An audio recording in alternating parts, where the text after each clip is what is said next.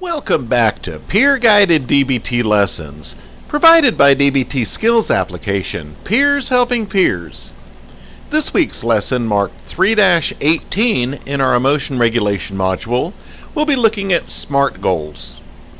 We ask that you please keep in mind that we're simply peers helping peers, working together to bring about more peaceful, constructive, and ultimately happier lives. In other words, a life worth living. This week, let's look at some skills for success.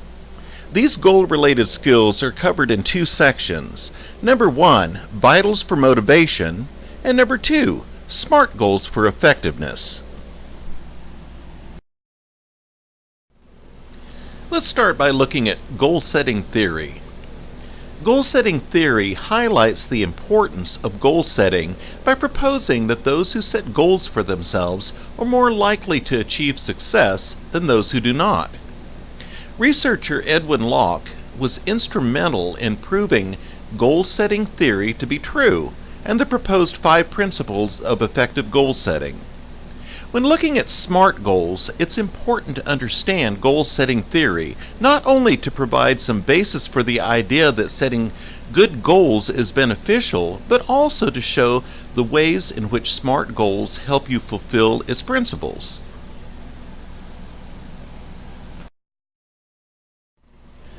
Let's take a look at the difference between goal setters and non-goal setters. First of all, those who sets goals. Has a sense of purpose, has an exact plan for achieving success, uses time to best ability and sticks to the plan, doesn't procrastinate on doing important tasks to advance goals, fulfills desires and then sets new goals, becomes successful. And the one that does not set goals, they're unsure of the purpose of life, does not have a plan for success and gets stalled along the way, does not know what to spend time on to achieve success, stays stagnant in their pursuit of success.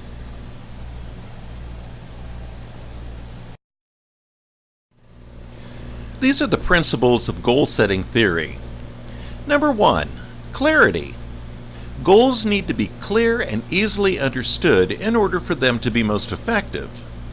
Number 2, challenge.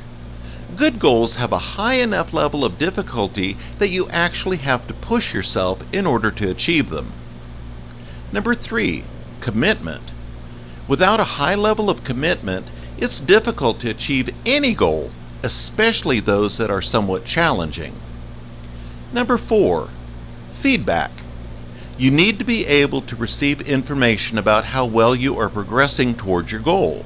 This information can be used as a motivator, or it may signal that your goal is either too easy or too challenging and needs to be adjusted. And number 5, task complexity. The more complex a goal is, the more time you need to give yourself to achieve it. Good goals don't have to be complex, but understanding how complex your goals are is an important part of planning how you will achieve them. Let's take a look at the acronym SMART goal and what the letters stand for.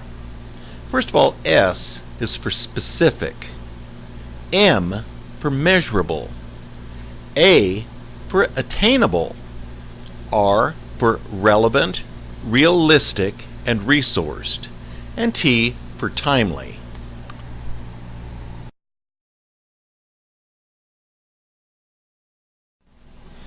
Now let's break it apart, starting with S for specific. Good goals are not ambiguous. Rather, you need to have a clear, concise goal that you can set your sights on. For example, rather than saying, "I want to have a better body," you could say, "I want to lose 15 pounds this summer." You can see how the latter example is much more specific and therefore is a better goal. Try to set your goals to be as specific as possible. Take the time to write out exactly what you want to accomplish. What will you be required to do in order to succeed? Wherever possible, set dates, times, etc. that you will need to achieve each step or goal.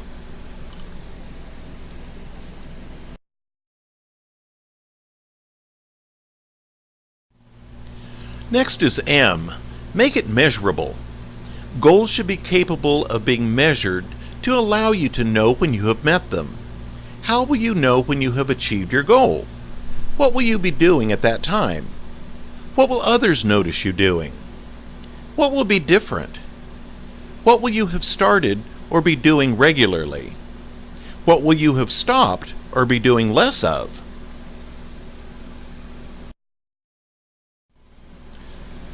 Tracking the progress of your goal is an important part of keeping you motivated. It allows you to set milestones that you can celebrate when you meet them and reevaluate when you don't.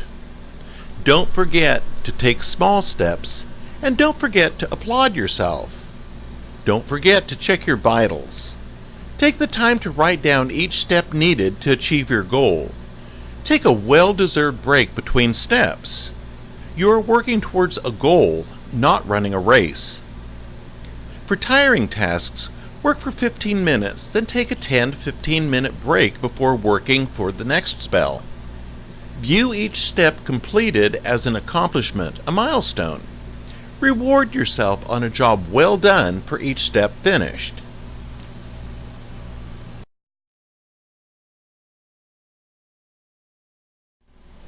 Next is A. Make it attainable. Far too many people fall into the trap of setting impossible goals for themselves. While impossible goals may push you forward for a while, you will almost certainly end up giving up on them at some point in the future. Instead of impossible, your goals should be challenging yet achievable. Your goals should be just out of reach, but not out of sight. Equally, the goals you set should be achievable. If you cannot achieve them, you have set yourself up to fail. Consider setting smaller goals on your way to the big one. Celebrate your success. If you don't achieve what you set out to do, then ask what you could do differently, what would make it more likely to succeed next time. Before you set a goal, make sure that you can actually envision yourself achieving it.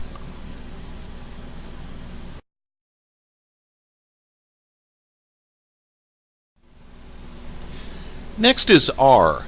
Make it relevant. Try to set goals that are directly relevant to your life and to things that will help you get your life back in order. Think about the things that would really make a difference to your life in the shorter term.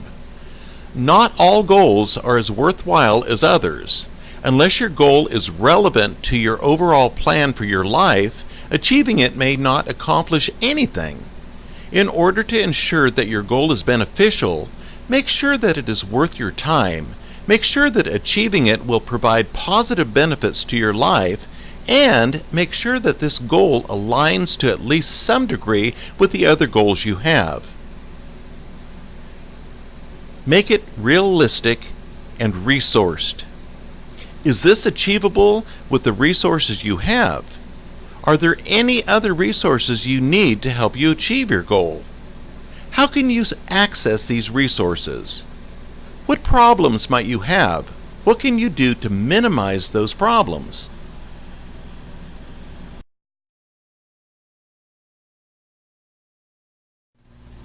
And our last letter is T. Make it timely. Good goals need to have a target time attached to them.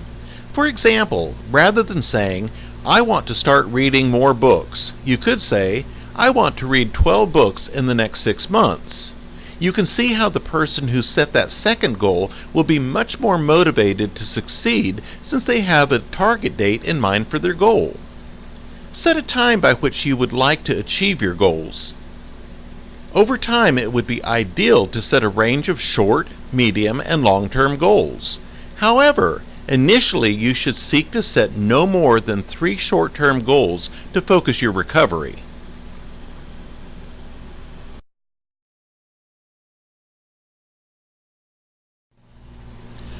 When considering how to write SMART goals, it's a good idea to write down each of these criteria, then write a sentence or two about how your goal fits each one. If you can write a goal that fits each of these criteria, you'll have come up with a SMART goal that is sure to be much more beneficial than a standard goal. To set a small goal, you can break larger goals into less overwhelming, smaller ones. To clean the house can be broken down into to clean the lounge, or even to vacuum the lounge for 10 minutes. To get started, it is better to set shorter term and more realistic goals. Initially, setting yourself short-term goals will enable you to more easily notice when you achieve them. Knowing when you have reached your goals may be helpful, as it may give you a sense of achievement.